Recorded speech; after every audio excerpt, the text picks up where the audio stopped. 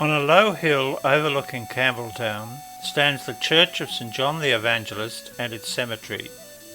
In the cemetery grounds lies the grave of one of Campbelltown's early settlers, John Madden. John Madden had come a long way from the land of his birth in Ireland, transported to New South Wales for being a ribbonman, assigned to the Reverend Thomas Reddle to work on Reddle's estates at Smeaton Grange and Glenelpin, finally settling with his family on his own 3/4 of an acre on the Menangle Road. Originally an inhabitant of Clontusket in County Galway, John Madden was one of the many generations of Irish dispossessed by English rule of Ireland. Ever since the days of King Henry VIII, the native population of Ireland had to cede control of their land to English overlords, only being allowed to work small holdings as cottiers, paying exorbitant rents. Although he was a brogue maker, that is, a shoemaker, he sympathised with the sufferings of the rural poor and joined a secret society called the Ribbon Society.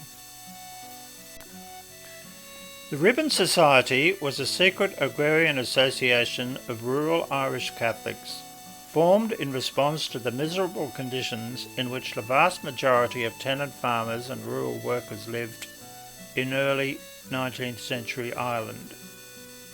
Its objective was to prevent landlords from changing or evicting their tenants. Members of the society, called ribbonmen, also attacked tithe and process servers and sometimes burned the barns of landlords. They were called ribbonmen because of a green ribbon worn as a badge in the buttonhole of their jackets. In March of 1820, John Madden was arrested and put on trial for being a ribbonman. The following account of his trial was printed in the Saunders Newsletter and Daily Advertiser. John Madden, William Staunton, Thomas Coollahan and Thomas Preston were indicted for appearing in arms as ribbonmen and for administering unlawful oaths. Patrick Dugan, the chief witness among them, heard of the attack on Mr. Seymour's house. It occurred about a month since, on a Sunday night. He got information on Monday that he was to be murdered as an informer. In the night of that day, he was brought to a Ballinfad at Gortnamona. There were about 250 persons there. Several of the party had guns, pistols, pikes and swords. There were 4 sentinels put upon Dugan, and a man named Kelly called on any who had anything to say against Dugan to come forward. Thomas Coollahan, Thomas Preston and John Madden were present. Dugan was marched by 2 armed men up to Thomas Egan, who had a sword in his right hand and a book in his left. Kelly demanded to know what evidence there was against the witness. Another Ballinafad was held at Clontusket the following Saturday, to which the witness was called upon to go through terror. The men who were there were made ribbonmen and were sworn in by one of the Honourable Knights of St Patrick and the Green Levellers. The oath was, if they were to go to fair or market, they were not to drink a glass or 2 without having a true, loving brother by their side. Thomas Seymour sworn in. Knows all the prisoners and never heard anything against any of them until this business. Captain Davis, one of the jury, said that Madden was in his company as a soldier in the Galway militia and that he was a well-conducted man. All the prisoners, except Staunton, were found guilty.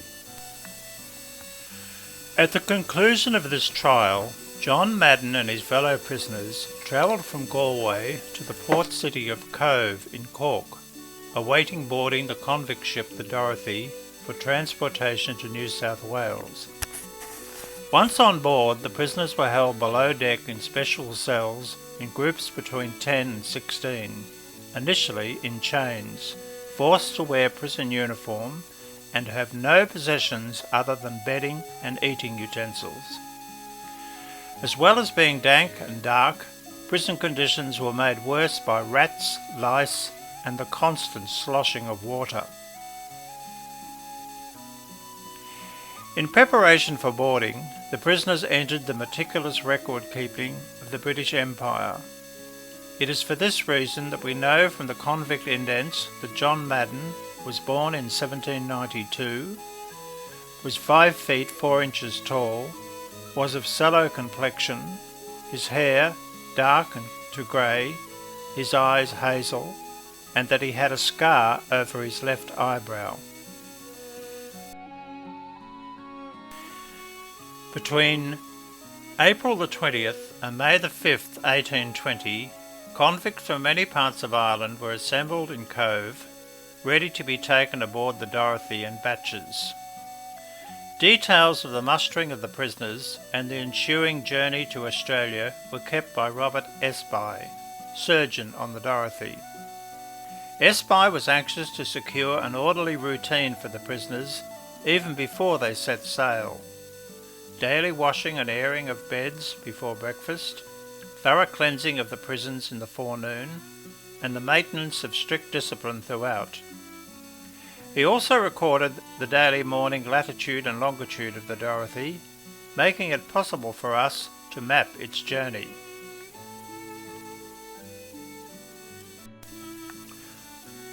Last aboard the Dorothy were the 5 convicted ribbonmen. April 26, 1820, Cove. Weather rough and boisterous. Stowed the prisoners' beds on deck and regulated them throughout the day nearly as before. One man labouring under ague. At 6:30 p.m. received 6 convicts, 5 of whom were ribbonmen, and discharged James Kelly, leaving us a complete complement of 190. Sunsets secured them all below. On May the 5th, the Dorothy weighed anchor. Roughness of weather as the Dorothy sailed away from Ireland led to most of the prisoners being seasick. By the 29th of May, the Dorothy had made the Cape Verde Islands. Discipline was harsh even for minor infractions such as smoking at night, and many prisoners and some of the crew were administered up to 30 lashes for the most feeble of reasons. Fortunately, John Madden was not recorded as receiving any such punishments. Surgeon Espy gradually removed the leg irons from the prisoners, and by June the 1st it was John Madden's turn. Presumably because the ribbonmen were considered dangerous persons, they were among the last group to have their shackles removed. On the 14th of June, a mutiny by a small group of prisoners was planned, with the intention of seizing the ship and setting sail for South America. However, the plot was discovered and all the perpetrators were severely flogged. The Dorothy reached Rio de Janeiro on the 25th of June and stayed for 10 days in Rio Harbour to refresh and resupply. None of the convicts were allowed on shore, and the daily routine proceeded as usual. At least the convicts would have been relieved from experiencing the constant motion of the ship. The Dorothy left Rio de Janeiro on July the 7th, and by July the 30th was rounding the Cape of Good Hope. Storms often forced the prisoners to remain below deck throughout the day and endure the heaving of the ship against colossal waves. However, trade winds ensured that the Dorothy made rapid progress across the Indian Ocean. On September the 4th, the Australian mainland was sighted. 3 months after leaving Rio de Janeiro, the Dorothy arrived at Port Jackson. September 19, 1820, Tuesday. Off Port Jackson. Weather extremely boisterous in the morning, ship wet all over. Could not admit the men up in consequence of it. In the course of the evening, ship arrived in Port Jackson. None sick, some sick at 5 p.m. Because pilot on board at 10, anchored off Farm Cove. After disembarking in Sydney, John Madden was housed in the newly constructed Hyde Park Barracks. He was kept at the barracks rather than being employed in a convict gang or assigned to a free settler, since at that time Governor Macquarie reserved the work of mechanicals, such as shoemakers, for government use, bribing such convicts to stay at the barracks with additional rations. Evidence for the fact that John Madden was one such is found in the nominal list of all persons victualled from His Majesty's magazine, where John Madden, shoemaker, residing at Hyde Park Barracks, is listed as being issued with 1.5 rations.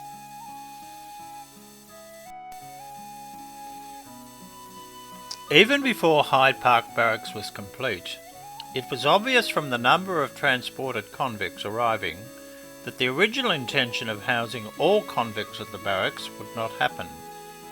So by 1820, the barracks housed only those specially privileged by Macquarie's government, such as John Madden.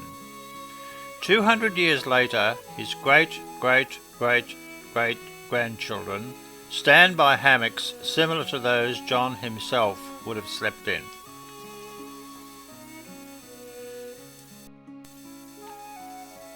However, in June 1822, after Commissioner Bigg published his report, The State of the Colony of New South Wales, criticising Macquarie's retention of skilled convicts for government service, combined with vociferous agitation by wealthy landowners such as John MacArthur, the prisoners in Hyde Park Barracks were dispersed to landowners as a cheap labour force. Thus, on the 19th of July 1823, John Madden was assigned to the Reverend Thomas Reddell in the Ayres district, that is, Campbelltown. Thomas Reddell came to New South Wales in 1820 as a chaplain and a schoolmaster. Soon after he arrived, he was appointed rector of St Peter's, Campbelltown. He was also a local magistrate. He was the magistrate who investigated the murder in 1826 of Frederick Fisher, of Fisher's ghost fame. At first he rented a property from Charles Throsby, but by 1830 he was living in his own house, Glenalpin, where he tried unsuccessfully to live the life of a landed gentleman. John Madden worked first on the property Smeaton, later to become Smeaton Grange, which Thomas Reddell rented from Charles Throsby while he awaited the completion of his house at Glenalpin. The present house at Smeaton Grange was built in 1894.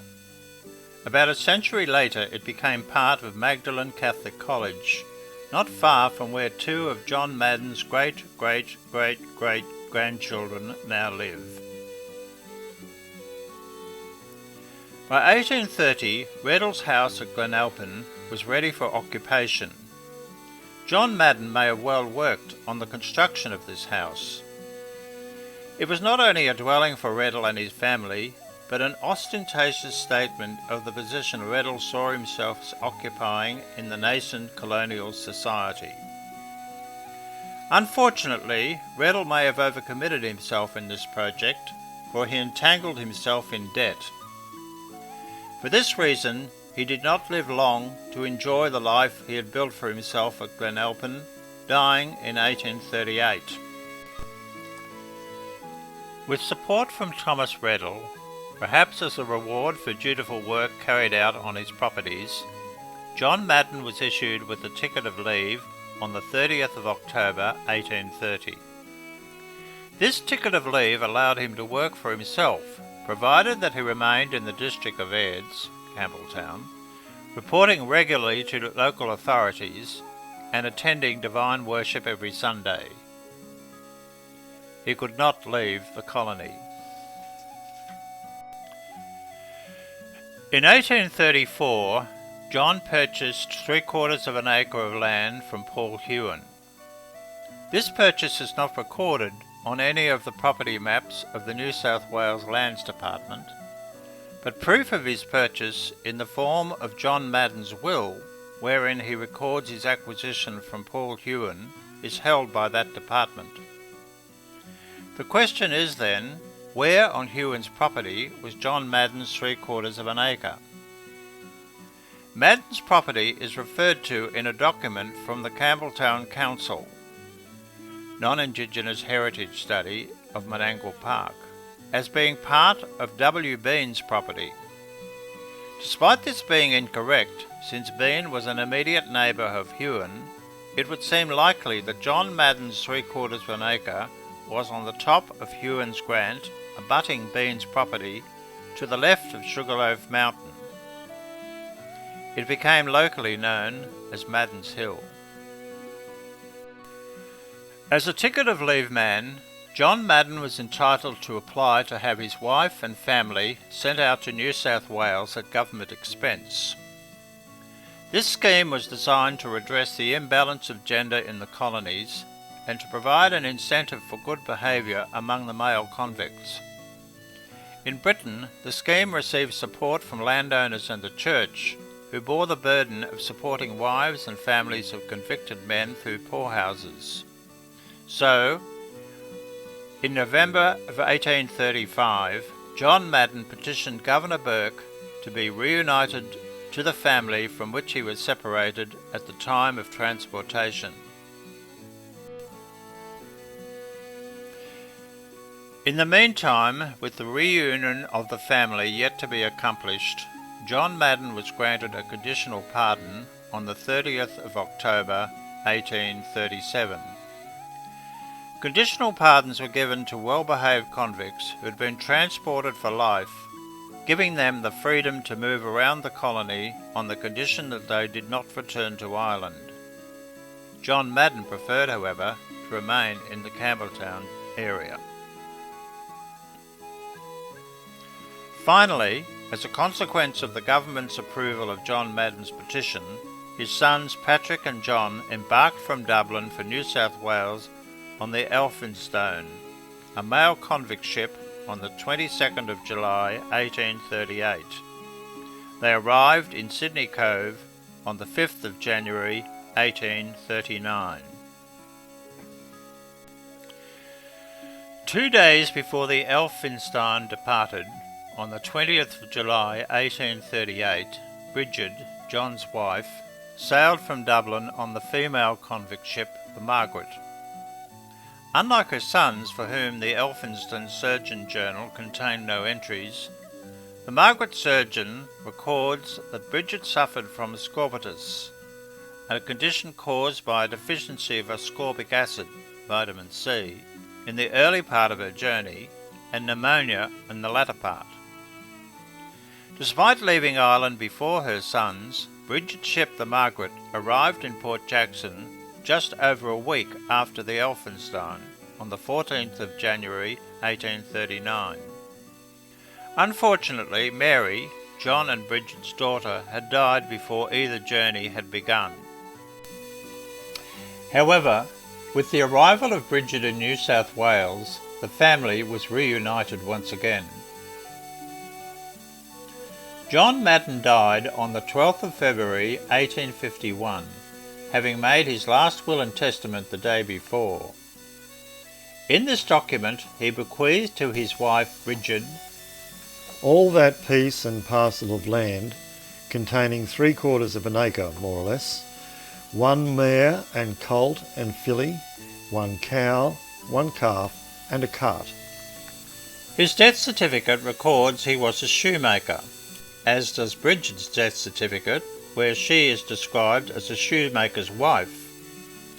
This is probably how he made most of his living, as his little holding, although possibly well farmed, would have been too small to sustain himself and his reunited family. 4 of John Madden's great-great-great-great-grandchildren stand before the entrance of Sugarloaf Riding School, which has since swallowed up Madden's Hill. In the distance, Sugarloaf Mountain can be seen, with John Madden's property on the little hill behind to the right.